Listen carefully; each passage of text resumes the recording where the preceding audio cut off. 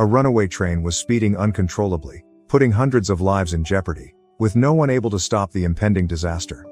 Amid the chaos, a quiet street kid, poor and unnoticed, emerged as the only hope. But as he struggled to halt the train, buried secrets from his past began to resurface. Can he save everyone, including himself? Or is it already too late?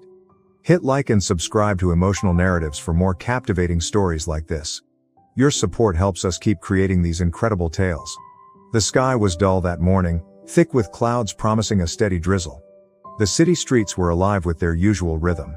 Car horns blared impatiently, filling the air with noise. Street vendors called out, offering hot coffee and tamales, while pedestrians hurried by, wrapped in worn coats to shield themselves from the cold. Among the bustling crowd, one figure went unnoticed by most, except for Mrs. Matilda. She was an elderly woman with deliberate steps and a watchful gaze. Her neatly combed white hair was tied back in a low bun, and her thick wool coat, though carefully mended over the years, showed its age. She carried a fabric bag filled with groceries she'd just purchased at the market. As she crossed the town square, something caught her eye, making her pause. Near a worn wooden bench lay a young boy curled up on a pile of old newspapers. He was fast asleep, clutching a shoebox as if it were his most treasured possession. His clothes were tattered and dirty, and his unkempt hair suggested he hadn't bathed in days. Mrs. Matilda hesitated. Over the years, she had seen many children like him, children who seemed invisible to the world. But there was something about this boy that drew her closer. Perhaps it was the way he clung to the box or the rare peaceful expression on his face. "Poor thing," she murmured as she cautiously approached. The boy stirred, sensing her presence. His deep brown eyes revealed something Mrs. Matilda couldn't immediately identify. It wasn't fear or curiosity, it was a kind of weary maturity, as though he had borne the burdens of a lifetime in just a few years. "Hello, young man," Mrs. Matilda said softly, trying not to startle him. He didn't reply, only stared at her with a neutral expression, clutching the shoebox tighter to his chest. "I'm not here to bother you. I just wanted to see if you're hungry," she continued, pulling an apple from her bag and offering it to him. The boy hesitated before taking it, grabbing it quickly but not biting into it right away. Instead, he opened a small gap in the shoebox and tucked the apple inside, treating it like a treasure he needed to safeguard. Intrigued, Mrs. Matilda observed the box. It didn't seem to contain much, just some papers and what looked like a folded photograph. She knew it wasn't her business, but she couldn't help her curiosity. "What do you have in there, son?" she asked gently. The boy lowered his gaze as if the question had touched a nerve. He opened the box just enough to retrieve the photograph, holding it with great care, almost reverently. Mrs. Matilda leaned in for a better look, and a lump formed in her throat. It was an old photograph, yellowed with age. It showed a modest house surrounded by trees, with mountains in the background. On the porch stood a smiling couple holding a small child in their arms. "Are these your parents?" she ventured to ask. The boy didn't reply. He simply looked at the photo and then at her, his expression a mix of sadness and hope. Mrs. Matilda felt her heart ache. She didn't know what had happened to the boy's parents, but his gaze spoke of a long and lonely journey. "Well then," she said, more to herself than to him, "we're going to find that place." The boy looked up at her, startled. For the first time, Mrs. Matilda noticed a faint light in his eyes, as if a long-extinguished flame had begun to flicker again. "Don't worry, we'll figure this out," she promised, extending her hand to him. He hesitated for a moment but finally took her hand. Her touch was gentle yet desperate, like someone who had long lost hope of having anyone to rely on. As she helped him stand, Maggie felt a deep conviction settle in her heart. She didn't know how, but she knew she would find a way to help this boy. That gloomy morning seemed to have handed her a purpose. She would help him find his family, or at least a place where he could feel safe again. As they left the square, the boy glanced back briefly, as if saying goodbye to a place he had never truly belonged. Maggie tightened her grip on his hand with quiet determination. Neither of them knew it yet, but the simple photo tucked in that old shoebox would spark a journey that would change their lives forever. The train station bustled with energy that morning, metal wheels grinding on the tracks, chatter echoing through the air, and the scent of fresh coffee and baked bread mingling with the faint tang of iron that clung to the place. Mrs. Maggie, with the quiet boy at her side, clutched her freshly purchased ticket in trembling hands. The boy held the shoebox tightly against his chest as if his entire world was safely stored within it. He didn't speak, but his eyes shone with an unusual intensity as he fixed his gaze on the slow-moving trains lined up at the platform. The sharp whistle of a locomotive startled him slightly, but instead of fear, his eyes lit up with pure fascination. "You like trains, don't you?" Maggie asked softly, leaning closer to catch a glimpse of his face. The boy didn't answer with words, but the subtle tilt of his head and the way his gaze lingered on the gleaming metal train spoke volumes. The sound of hurried footsteps broke the moment. Street vendors weaved through the crowd, offering bottles of water, magazines, and cheap toys that rarely drew much interest. Nearby, a couple bickered over their luggage while two small children ran circles around them, giggling uncontrollably. It was a familiar kind of chaos, yet to the boy, it seemed like a glimpse into a world he rarely had access to. "Come on, our train leaves at 10:05, Maggie said, gently guiding him by the elbow. As they walked toward the platform, the boy absorbed every detail. His eyes darted over the rail lines, the numbers painted on the train cars, and the uniformed workers hauling heavy bags. Suddenly, he stopped, his focus locking on something in the distance. "What is it?" Maggie asked, noticing his sudden stillness. The boy pointed toward a small, worn plaque on one of the train cars. Though faded, the lettering was still visible. "Speed limit, 75 miles per hour." He reached out and traced the numbers with his fingers, almost reverently. Maggie wasn't sure what to make of it, but she decided it was best to let him explore in his own way. As they stepped into the train car, Maggie exhaled deeply. The interior was modest but tidy. Rows of faded blue fabric seats lined the aisle, some occupied by passengers sorting through their belongings or gazing out the windows. They found their seats near the aisle, side by side. "This should be fine, don't you think?" Maggie murmured, more to herself than to him. The boy sat down without a word, his eyes scanning the surroundings without pause. He studied every detail of the train's interior, the safety stickers on the windows, the overhead lights, and even the placement of the emergency brake lever. It was as though he was taking in every piece of information, soaking it up like a sponge. A few minutes later, the train lurched forward, the rhythmic clatter of the wheels soothing some of the passengers. But the boy grew even more alert. Maggie watched as he tilted his head slightly each time a mechanical sound echoed through the car, as though he was decoding something invisible to everyone else. "Is this your first time on a train?" Maggie ventured. He didn't reply, but he turned to her and gave a small, almost imperceptible nod. For the first time, a faint smile crossed his face. It was so subtle that most people might not have noticed, but Maggie saw it and silently celebrated the small victory. The moments ticked by slowly. Maggie pulled out some knitting from her bag, focusing on her stitches while allowing the boy to take in his surroundings. Occasionally, he leaned forward to gaze out the window, his eyes following the blur of trees and houses racing past. At one point, a man in uniform, likely the conductor, walked through the aisle, checking tickets. He gave the boy a curious glance, and as usual, the boy stayed quiet. Maggie quickly explained, "He's shy, traveling with me." Satisfied, the conductor moved on, but the boy's eyes stayed glued to him until he disappeared into the next car. It was as if the boy absorbed every move that man made, storing it in his memory. In the distance, a baby's wail cut through the hum of the train. An elderly woman fanned herself with a crumpled newspaper, mumbling complaints about the heat, while a young man, lost in his own world, tapped his foot to music only he could hear through his headphones. Maggie couldn't help but notice how intently the boy observed everything, like he was trying to unlock a mystery. "You seem to enjoy figuring out how things work," she mused aloud while adjusting the yarn in her hands. The boy turned toward her thoughtfully but stayed silent, his expression quietly affirming her words. Though the ride felt uneventful to most passengers, for the boy, each moment was like uncovering a hidden lesson about something he loved deeply. Maggie didn't entirely understand his fascination, but she sensed there was more to it. Something profound and integral to who he was. Somehow, it strengthened her resolve to help him. The train steadily rolled through open fields and past quaint homes, the rhythmic swaying of the cars lulling most passengers into a calm stupor. Outside, the world zipped by like a moving picture, green landscapes and small towns blending into a mesmerizing blur. Inside, the soundscape was softer. Muffled chatter, the crinkling of newspapers, and the occasional creak of the train's frame in motion. Maggie sat beside the boy, her fingers nimbly working the knitting needles. As always, he stayed quiet, his gaze locked on the passing scenery. His wide-eyed curiosity suggested he was trying to decode some secret hidden in the endless stretch of train tracks ahead. In their car, every passenger seemed immersed in their own story. A businessman shuffled through papers while glancing nervously at his watch, likely calculating the time to his next meeting. An elderly woman dozed with her chin resting on her hand, and two restless kids darted up and down the aisle as their exhausted mother tried to distract them with colorful toys. Suddenly, something shifted.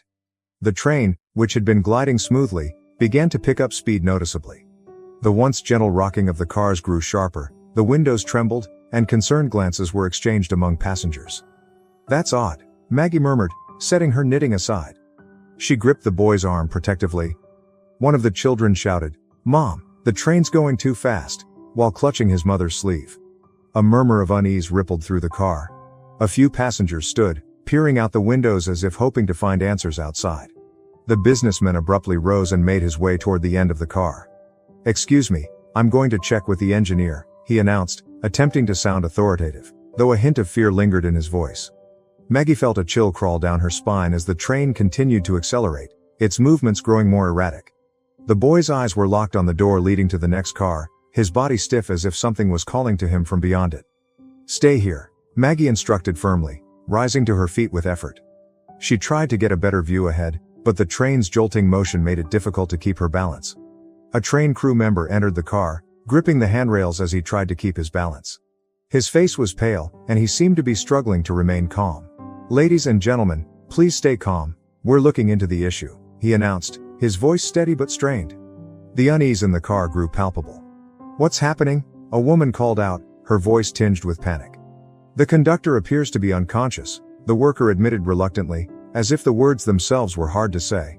The cabin went quiet, save for the sound of the train picking up even more speed. Maggie felt the child's small hand squeeze hers tightly. He seemed to grasp more of the situation than anyone expected. "And the cabin door? Why isn't anyone doing anything?" the man in the business suit demanded angrily. "The door is locked.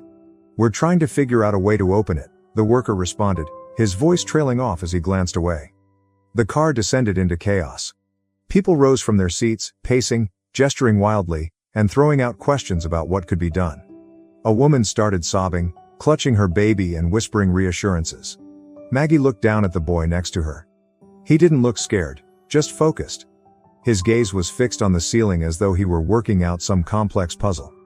"Everything will be fine, dear. They'll take care of it," Maggie murmured, though her words felt hollow. The child startled her by slowly getting up. Walking to the aisle, he ignored the stares of the other passengers. He stopped near the train worker and whispered something faintly. "There's another way in." The worker stared at him in disbelief, but before he could respond, the train lurched violently, forcing everyone to grab hold of whatever they could for balance. "How do you know that?" the worker asked, his voice a mix of astonishment and skepticism. The boy didn't answer. He simply looked up at the ceiling again and pointed to a small hatch, a maintenance access point rarely noticed by passengers. "He's right," an older man muttered, stepping closer to inspect the panel. All eyes turned to the hatch, now a beacon of hope in the car. An elderly man, who seemed familiar with the train's design, approached and peered up at the hatch. "That leads to the conductor's cabin, but it's not an easy route. Whoever tries will need to be small and agile enough to fit through," he explained. "Well, someone here has to try," the man in the suit exclaimed, frustration etched on his face as he scanned the room. A lanky young man in his 20s stepped forward hesitantly. Dressed in a worn t-shirt and ripped jeans, he looked both nervous and determined. "I can try. I'm pretty slim, so I might be able to squeeze through," he offered, moving toward the hatch. The passengers shuffled to make space, watching intently as the young man was lifted by two stronger men. "Be careful," one of them warned as they steadied his legs. The young man struggled to maneuver through the narrow opening. He twisted his body, pushing himself sideways, but soon got stuck. "I can't do it. I'm stuck," he muttered, his voice muffled by the metal paneling. With considerable effort, the others managed to pull him back down. Breathing heavily, he wiped sweat from his brow, clearly frustrated. "We need someone smaller," one of the men holding him stated flatly. Another passenger suggested breaking the glass on the cabin door. It was a narrow window made from a tough, durable material. A woman offered the heel of her shoe as a makeshift tool, and another man tried to use an improvised lever, but the glass remained unyielding. "There has to be another way," a young woman muttered, her laptop perched on her knees as she furiously searched for information about the train model. Meanwhile, Maggie sat quietly, observing the scene with the boy at her side. He stayed calm, his eyes following every action around him. He watched the frantic attempts to force the lock, the tools clattering uselessly against the glass, and even the faint creak of the metal bars being pressed against the door. Finally, an eerie stillness settled over the train car, silencing the growing panic. The passengers began turning one by one, their eyes settling on the boy. Maggie noticed the shift and felt a knot tighten in her chest. "No, he's just a child," she said, pulling him closer into her arms. The man in the suit was the first to speak, his tone sharp and urgent. "Ma'am, he might be our only shot. He's small enough to fit through." "But he could get hurt," Maggie argued, her voice trembling. "Ma'am, if we don't act now, no one here will stand a chance," the man shot back, his voice now firm with urgency. The boy looked up at Maggie, and something in his steady gaze made her realize he wasn't afraid. He was resolved. The air in the train car grew thick as if everyone collectively held their breath, waiting for her answer. The silence pressed down on them, heavy and unrelenting. All eyes remained locked on the boy, who stood calmly beside Maggie, his expression unreadable yet strangely composed. The passengers seemed torn between hope and dread, their desperation mirrored in their gazes. He appeared so small, too young to shoulder such a burden. Maggie's heart pounded against her ribs. The weight of the moment was suffocating as she clutched the boy's shoulder, instinctively trying to shield him from what she knew was inevitable. "I can't let him do this," she said, her words directed at the man in the suit, who still seemed the most determined among the group. "Ma'am, I know it's hard, but he's the only one small enough to get through," he replied in a softer tone, attempting to sound reassuring. The boy finally lifted his gaze to meet Maggie's.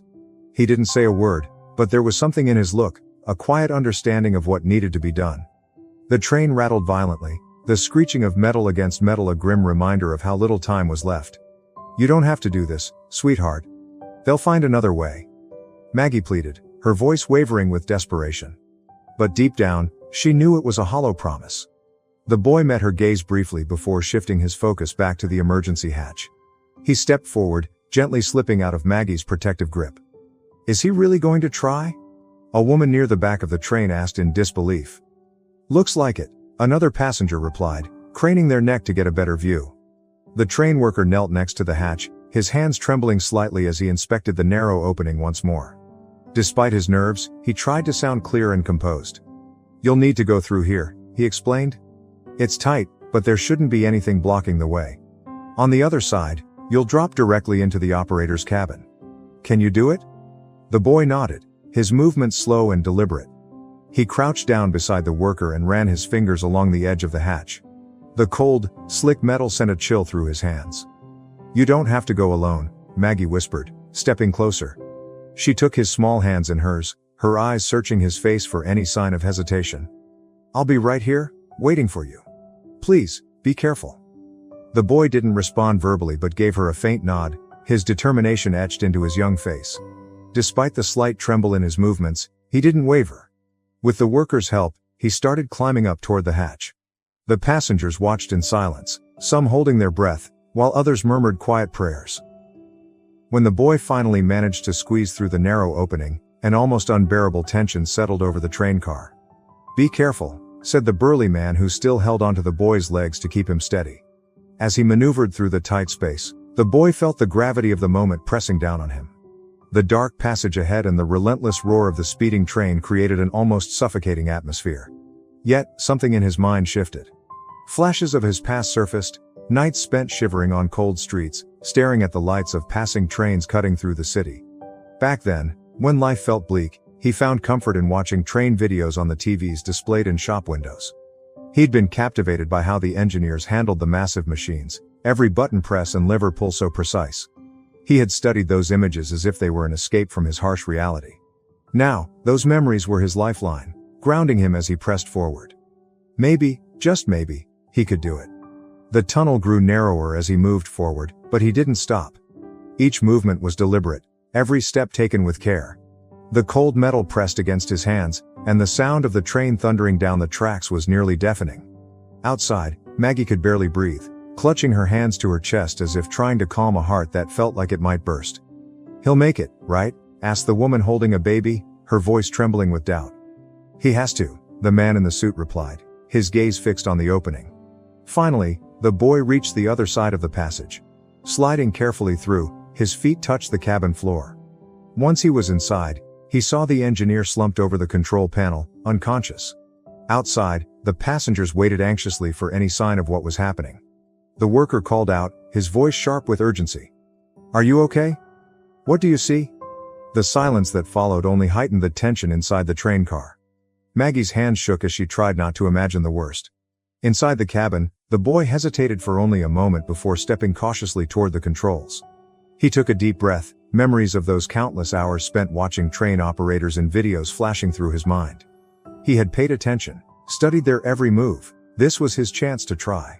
The engineer's cabin was cramped, crowded with panels covered in flashing buttons, levers, and gauges. The blinking lights seemed chaotic, but the boy knew he had to focus.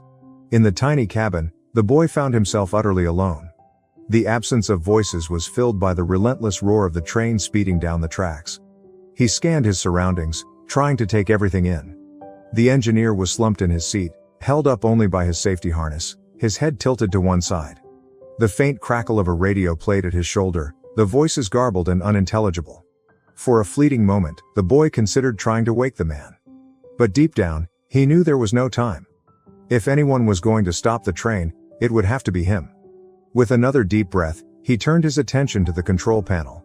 Rows of red and green buttons, complicated levers, and unfamiliar indicators filled the space.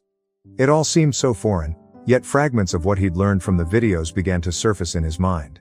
His thoughts flashed back to those hours spent staring through shop windows at TVs displaying train operators explaining their craft. Those videos had been his escape, his sanctuary, during lonely nights on the streets. The controls here weren't exactly the same, but the fundamental principles had to be. His hands trembled as he approached the panel, gingerly touching one of the levers. It was heavier than he expected, and he hesitated before trying to move it. This must control the speed, he muttered under his breath, recalling a video where a conductor had explained how to decelerate a train. He tried pulling the lever back, but it didn't budge. Gritting his teeth, he gave it another tug, straining with all his might. Still, it wouldn't move. Sweat began to bead on his forehead as the cabin grew stiflingly warm. The endless clatter of the train made it almost impossible to concentrate, but he refused to give up. Outside, the passengers waited with bated breath. Maggie kept her eyes glued to the hatch, silently praying, her hands clasped tightly against her chest. He should have given some kind of signal by now, the man in the suit muttered, pacing nervously. Give him a chance. He's just a kid, the train worker replied, though his voice betrayed his unease. Inside the cabin, the boy continued to examine the controls, his gaze falling on a large red button that caught his attention. It seemed important, but he hesitated, unsure if pressing it would help or make things worse. Emergency brake, he thought? But what if it caused an even bigger problem? He closed his eyes, reaching back in his memory for every detail he'd ever absorbed about trains. Those nights wandering the streets, feeling utterly alone, had been filled with dreams of trains. Now, that strange comfort they brought might be his only hope. He'd spent countless hours watching the gears turn and listening to conductors recount their experiences. For him, it had always been an escape, a small world of fascination amidst chaos. But now, that obsession might just save lives. All right, you can do this. It's just like the videos. Only, it's real. He muttered, trying to steady his nerves. With deliberate caution, he reached for the red button and pressed it, hoping for a miracle. A loud noise echoed, and the train jolted slightly. One of the indicators on the console flickered, but the train's speed remained dauntingly high. Not enough, he whispered in frustration. Scanning the panel again, he searched desperately for something that could make a difference. That's when his eyes landed on a small display flashing red numbers. The screen looked like a speed indicator. Trying to piece it together, he recalled watching a conductor demonstrate how to slow a train, by shifting a specific lever and pressing a floor pedal. Dropping to his knees, he searched frantically for the pedal, eventually finding something that seemed right. He pressed it firmly with his foot. Nothing happened. Frustration gnawed at him. Come on, you know how this works. You've seen it before, he mumbled, his voice tense. He stomped the pedal again, this time with more force. Meanwhile, outside the cabin, passengers began noticing the train shaking more violently. Some screamed, panic spreading through the car. Did he make it? Asked a woman, her voice shaking as she rocked her crying baby. We're still moving too fast, replied a stout man, gripping a rail tightly to steady himself. Inside the cabin, the boy finally spotted the correct lever. Smaller and tucked away in the corner of the console, it had been easy to miss. Summoning every ounce of strength, he managed to pull it backward. The effect was immediate. The train lurched violently, nearly throwing him to the floor. That must have done something, he said, clinging to the panel to stay upright. Sure enough, The speed indicator began to drop, albeit slowly. It wasn't enough to stop the train, but it gave him hope he was on the right track. "It's working," he exclaimed, his voice filled with cautious relief. Bolstered by the progress, he returned to the panel and adjusted another lever, determined to gain full control. This time, the sound of brakes screeching reverberated through the train. It was sharp, piercing, and unmistakable. The vibrations grew stronger, but the train's pace continued to decline. Outside, Maggie clutched the worker's arm tightly. "He's doing something. The train is slowing down, right?" she asked, tears brimming in her eyes. "I think so," the worker replied, his voice a mixture of amazement and reassurance. A faint smile broke across his face as he watched the train respond. Inside the cabin, the boy kept his focus on the controls. His heart raced, and every movement felt critical. Though fear lingered in the back of his mind, something stronger urged him forward. In that moment, he wasn't just a kid trying to survive. He was a conductor, someone who could change the outcome. Beads of sweat slid down his face as he battled the weight of the situation. The relentless screech of brakes and the roar of the train filled the cabin, drowning out all other sounds. His eyes darted across the console, searching for the next step. He knew every choice mattered, yet the controls felt heavier than they should, as if mirroring the gravity of his task. He pressed the pedal again, though his movements had lost some of their earlier vigor. For a moment, his hands hesitated over the controls, his mind clouded by memories he hadn't invited but couldn't ignore. It was a summer afternoon, bright and oppressive. The sun blazed in the sky, its light bouncing off the tracks and distorting the air like a shimmering veil. He remembered the heat, the dust underfoot, and the distant rumble of an approaching train. His small hand clung tightly to his dad's larger one. "Look, son, there's a train coming," his dad said, pointing toward the horizon. The boy's eyes widened with curiosity. It was one of those long freight trains, its seemingly endless cars crawling steadily along. The boy watched, captivated, his gaze tracing each car, noticing the faded paint and rusted edges that hinted at countless journeys. "I want to ride on a train, Dad," he said. "I want to be a train engineer," he exclaimed, his voice brimming with excitement. His dad chuckled softly but didn't reply. He simply kept holding his son's hand, both of them silently watching the train go by. As the last car disappeared into the distance, his dad let go of his hand and stepped back. "Stay here and watch for a little longer, son. I'll be right back. I'm going to grab us a soda." The boy nodded, still mesmerized by the tracks, dreaming of the day he might control one of those powerful machines. He stood there counting the seconds, imagining himself at the helm of a locomotive. But when he turned to call his dad, he was gone. "Dad," he called out, still calm and carefree. He glanced around, expecting to see him just a few steps away. Maybe he'd gone to grab something or stop to chat with someone. But as the minutes stretched on, the emptiness surrounding him felt heavier. "Dad!" he called again, his voice trembling now. Panic set in as he sprinted up and down the tracks, yelling his dad's name louder and louder until his throat began to ache. The few people nearby glanced at him curiously, but none seemed to know where his dad had gone. Hours later, as the sun dipped low in the sky, the boy finally understood. His dad wasn't coming back. In that moment, with the sky streaked orange and the rails cooling beneath his feet, something inside him shattered. The train he had admired as a symbol of strength and adventure was now his only company. He sat by the tracks, tears streaming down his face, staying there until the darkness enveloped everything around him. Back in the train cab, he blinked rapidly, trying to push back the tears threatening to spill. His hand slipped on the lever, nearly causing him to lose control of the pedal. His breathing quickened, and the cab felt suffocatingly small. "Why am I doing this?" he whispered, his voice cracking. For a fleeting moment, he thought about giving up, about letting the train roll on its own, unchecked. Who would even miss me? Does anyone actually care? He shut his eyes, letting the tears fall freely as memories came flooding back, each one more painful than the last. The sound of his dad's final laugh. The moment he realized he was truly alone. The cold nights by the tracks, watching trains pass and wondering if he'd ever feel at home again. But then another image surfaced, as vivid as the rest. Maggie. He remembered the way she held his hand so firmly, how she looked him in the eye and said, "I'll be here, waiting for you." She hadn't seen him as a burden or a lost cause. For the first time in ages, someone believed in him.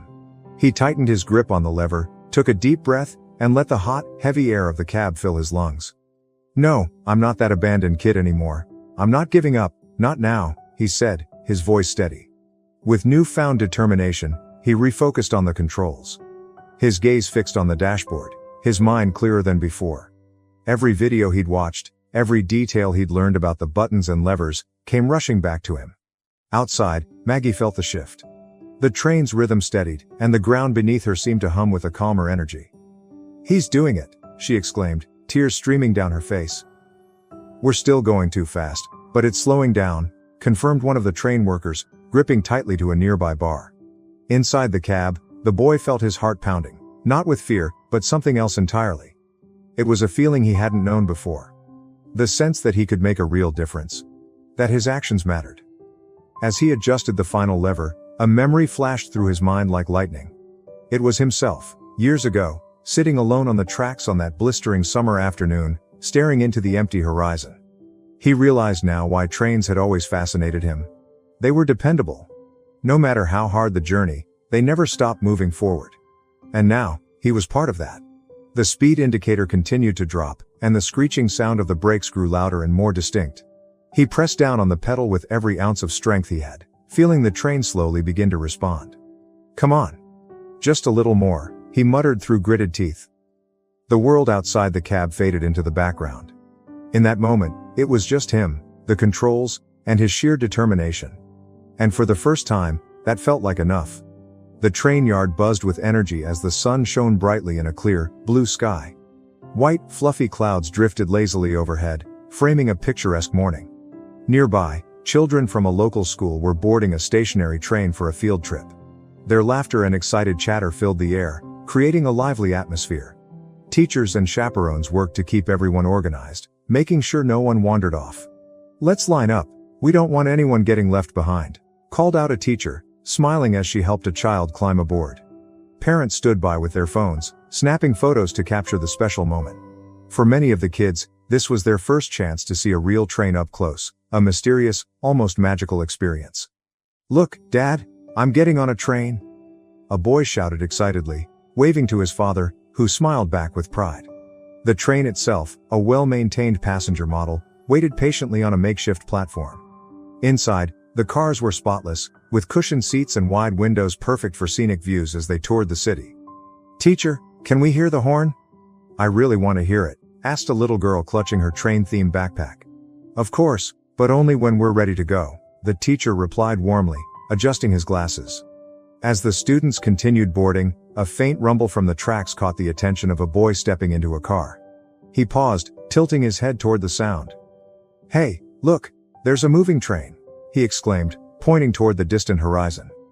His innocent excitement drew the attention of some adults nearby, who turned to see what he was talking about. The smiles on their faces quickly faded. "What did he say?" one chaperone asked, frowning. "A train," murmured another, squinting as they tried to make sense of the distant blur. Then, panic set in. A train, seemingly out of control, was barreling down the tracks toward the rear of the school train. Its speed was terrifying, and the screech of its wheels against the rails sounded like a scream tearing through the air. "Get off the tracks," someone yelled, sprinting toward the cars.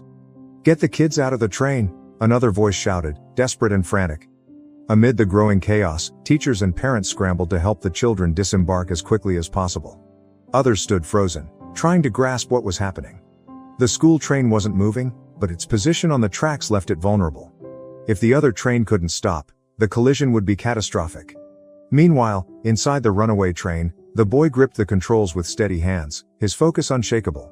He could see the other train from a distance, with figures running around it. The sight made him tense up. Every muscle in his body was on high alert, but he knew he couldn't afford to hesitate. "Just a little more, just a little more," he whispered to himself, adjusting another lever as he pressed the pedal with all his strength. The train jerked again, and he felt the speed beginning to drop. Not enough, but enough to keep hope alive. On the platform, a woman held a little girl in her arms, trying to calm her while watching the oncoming train. "It's not going to stop. Oh my God, it's not going to stop," she exclaimed, almost in tears. "Is anyone in there?" a man asked, pointing at the cab. "Looks like it's a kid," another replied, his voice filled with disbelief. Inside the cab, the boy was completely focused. He recalled every video he had watched, every explanation on how to slow down a train. His hands trembling, he adjusted the main lever and pressed a button he had missed before. A sharp sound rang out, followed by an even stronger vibration through the cars. "Come on, come on," he muttered as he felt the train finally responding to his commands. The train began to slow more steadily, but it was still going too fast to avoid disaster. He pressed the pedal so hard it hurt, but he didn't stop. Outside, people watched in total silence. Some covered their mouths, others embraced, while the children, now far from the school train, watched with a mix of curiosity and fear. Just when it seemed like a collision was inevitable, the train began to slow. The sound of the brakes was ear-piercing, but relief swept over everyone as the gap between the two trains slowly shrank until the runaway train came to a complete stop, just inches away from the other. For a moment, the world stood still, then a burst of applause erupted. "He did it! He did it!" someone shouted, and excitement rippled through the crowd. Inside the cab, the boy let go of the controls, his hands still shaking. He was gasping for air, but his eyes searched for one thing: the face of Maggie. The cabin door was finally unlocked by a technician, who rushed in and looked at the boy in disbelief. "Did you do this?" he asked, stunned. The boy didn't answer. He simply exited the cab, greeted by the amazed and thankful gazes of the passengers who gathered around. But he only wanted one thing. When his eyes found Maggie's, he ran to her. She enveloped him in a tight hug, tears streaming down her face. "I knew you could do it. I'm so proud of you," she said, holding his face with tenderness. For the first time, the boy felt like he really mattered to someone. The day after the rescue dawned with a clear sky and a gentle breeze carrying the metallic scent of the rails. In the small room provided by the station, Maggie gazed out the window, watching the activity outside. The world seemed to have discovered the boy, and the shock was so immense that she knew something bigger was about to happen. The boy, sitting in a corner of the room, kept his shoebox close. His expression remained the same as always, calm, almost indifferent. But Maggie knew he was soaking in every detail of what was going on around him. "They'll come for you, darling," she said with a soft, tender smile. "Your parents? I'm sure they'll be here soon. That's why you brought that picture, right? To find them." The boy didn't respond. He simply turned his gaze down. Maggie didn't press him further, but there was a spark of optimism in her heart. She thought, this reunion will be the culmination of the miracle that began on the train. The phone at the reception rang, and moments later, a staff member hurried up to the room. "Mrs. Maggie, they've arrived," he announced, his voice full of excitement. Maggie placed a hand over her chest, moved. Her eyes went to the boy, still holding his shoebox. "Come on, sweetie," she said gently. "It's time to meet them." Together, they descended the stairs. In the lobby, a well-dressed couple waited for them. The man, in a light suit, adjusted his tie and looked around impatiently. The woman, dressed in an elegant outfit with flawless makeup, was holding a designer leather bag, from which she pulled out a small mirror to touch up her lipstick. When they spotted the boy, their faces lit up, and they moved toward him eagerly. "Samuel, my son," the woman exclaimed, opening her arms wide. The boy hesitated. He looked at Maggie as if seeking confirmation. But upon hearing his name, Samuel, something in his memory seemed to stir.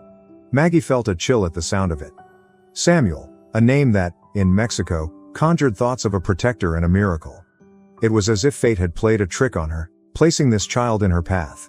"Samuel," the boy whispered, almost in awe, his eyes wide with surprise. He took a few steps toward the couple. The woman knelt to his level, her hands resting gently on his shoulders. "Look how you've grown. We are so happy to find you, my love," she said, her smile wide but not reaching her eyes. Meanwhile, the man was already calling over reporters. "Here folks, come meet Lero and his parents," he announced excitedly, gesturing toward the cameras. Maggie, who had been watching with growing emotion, began to feel uneasy. The couple's behavior wasn't what she had imagined for parents finally reunited with their long-lost child. There was something superficial in the way they spoke and acted. The man continued speaking to the journalists, almost as if he were the spokesperson for the boy. "Yes, he's our little Samuel, a true miracle. We have big plans for him. We're already considering proposals for interviews and documentaries. The world needs to know our boy's story," he added. Meanwhile, the woman was pulling the boy toward the cameras, holding his hand tightly. "Yo, come on, Samuel, let's tell our story together," she said as the boy showed some resistance. Maggie noticed the discomfort on his face. He was confused, lost, as if the closeness didn't make sense to him. When the woman tried to pull him more forcefully, he finally yanked his hand free and took a few steps back. "What's he doing?" the woman demanded, irritated, trying to grab him again. At that moment, the boy pulled something from his pocket. It was the folded photograph he had carried with him from the start. He held it for a moment, gazing at the couple with a mixture of sadness and determination. With a slow but firm motion, he tore the photo in half and let the pieces fall to the floor. The room fell silent. The reporters, the staff, even the couple stood frozen, trying to make sense of what had just happened. The boy turned and ran to Maggie, wrapping his arms around her waist tightly. "Samuel, what are you doing?" the man shouted, stepping toward them. "He's our son, he can't do this," the woman cried, reaching for the boy.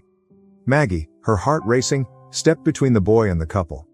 "He doesn't want to go with you, and from what I see, you're not here for him, you're here for yourselves," she said, her voice firm yet full of emotion.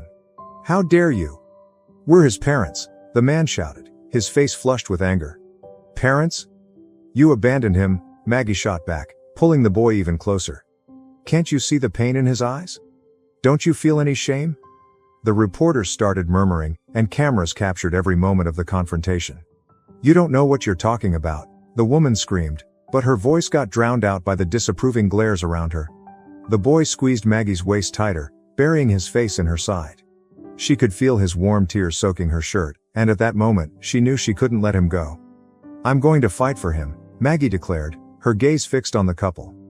"And I'll make sure you never come near him again." The journalists recorded her words as the couple, realizing they were losing control of the situation, quickly retreated, mumbling excuses and avoiding further questions. Maggie looked down at the boy, who seemed much calmer now. "No one will hurt you again, darling. I promise," she whispered, hugging him tightly. She finally felt like she had found her true purpose. The small courtroom was silent, except for the occasional rustle of paper and the judge's footsteps as he entered. Maggie sat in one of the wooden chairs, her hands folded neatly in her lap. She had chosen her best outfit, simple but perfect, with her hair pulled back into a tight bun. Beside her, Samuel clutched his shoebox, a familiar habit when he was nervous. The judge adjusted his glasses and looked over the documents before turning his attention to Maggie and the boy. "Doña Maggie, are you aware of the responsibilities you're taking on by requesting custody of Samuel?" he asked in a neutral but attentive voice. Maggie took a deep breath. "Yes, Your Honor. I know I don't have much, but everything I have will be for him. I want to give him a home.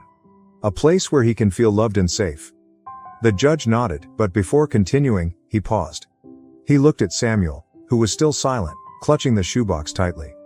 "Samuel, is there something you'd like to say?" The boy lifted his eyes for a moment but didn't speak. He just pressed the box even closer to his chest, as if it were his shield.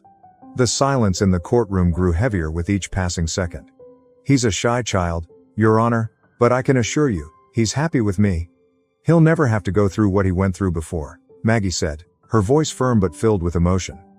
The judge continued to observe them for a few more seconds before nodding. "Very well. Given the case's background and the clear bond between you, I hereby grant custody and adoption of Samuel to Doña Maggie Miller." Maggie felt the tears come before she fully understood what he had said. Her lips curved into a smile as she looked at the boy by her side. He was still holding the shoebox, but there was something different in his expression. His eyes no longer carried uncertainty. There was something Maggie had never seen before, a glimmer of hope. As they left the courtroom, the sun seemed to shine brighter. Samuel looked up at the sky for a moment, as if adjusting to this new feeling. Maggie gently held his hand, giving it a reassuring squeeze. "We're going home, sweetheart," she said with a smile that warmed her heart. Maggie's small modest apartment had been transformed in the days leading up to the hearing. She'd spent every free moment organizing a special room for Samuel, something he'd never had before. When they arrived, Maggie opened the door and guided him inside. "Welcome to your new home, Samuel," she said, opening the door to the room. It was simple, but to a child, it was magical. On the wall, Maggie had hung posters of trains from different eras. On the bed was a blue quilt with tiny trains printed on it, but the most striking thing was the model train set that took up almost half of the room. The tracks ran across the surface, with a small electric train parked at the central station.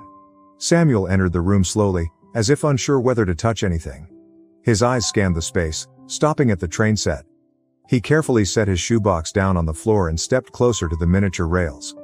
"Do you like it?" Maggie asked, smiling as she watched him. The boy gently touched one of the train cars, as if checking to see if it was real. Then, to Maggie's surprise, he pressed a button on the model train, and the little train began to move along the tracks. As Samuel watched the train move along the miniature tracks, Maggie witnessed something she had never seen from him before. He smiled. It wasn't a shy or forced smile, but a genuine one, filled with something that had seemed buried inside him until that moment, joy. "Do you like it?" Maggie asked, her eyes brimming with tears.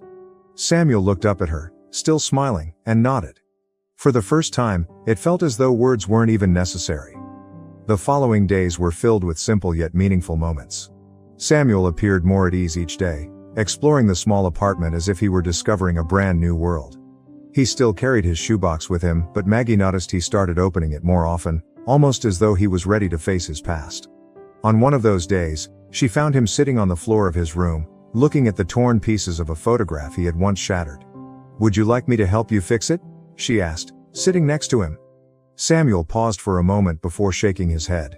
He gathered the pieces and placed them back in the box. "It's okay. When I'm ready, I'll be here." Maggie gently stroked his hair. That evening, while she was tidying up the kitchen, she heard footsteps behind her. Turning around, she saw Samuel holding a notebook. He opened it and showed her a drawing of a train. It wasn't perfect, but it had details only someone truly passionate about the subject could capture. "It's for you," he said softly but clearly. Maggie nearly dropped the plate she was holding. It was the first time he had spoken to her. "Oh, Samuel, it's beautiful," she exclaimed, cradling the notebook carefully, as though it were a treasure. He hugged her, and in that moment, Maggie knew she had made the right choice. Samuel had finally found a home, a place where he was loved and protected. In the end, what truly matters isn't where we come from. It's who chooses to stand by our side. Samuel, once a child invisible to the world, had found not only a home in Maggie, but also proof that love and kindness could heal even the deepest scars, creating fresh starts. As the little train moved along the tracks in his new room, his eyes sparkled with the certainty that, even in the darkest times, there's always a chance to begin again. To be loved and to find a place to call home.